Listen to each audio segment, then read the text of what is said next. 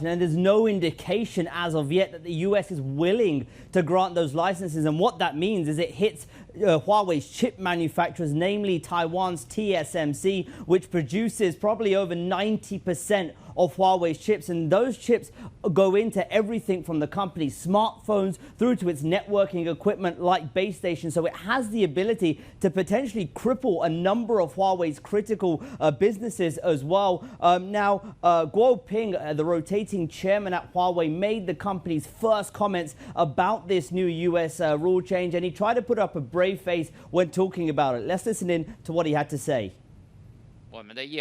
Our business will inevitably be massively impacted. But this past year of practice has given us a thick skin. We are confident that we can find a solution soon.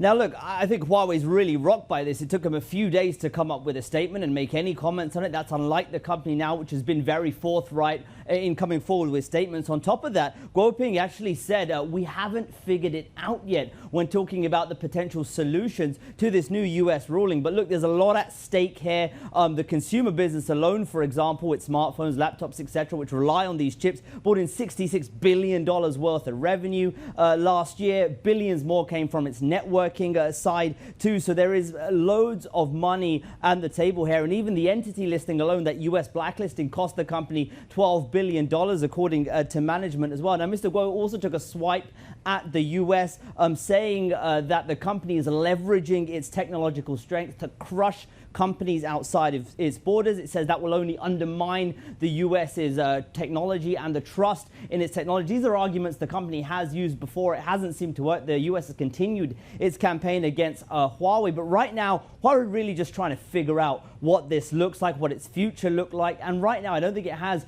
many answers. I think that mood was really summed up by Guo Ping at the end of his speech, where he says survival is the key word. That really is the mood in the Huawei camp right now. It'll be interesting to see how they try to mitigate some of these moves by the US. I think there's a lot of head scratching going on and trying to figure out where they go next.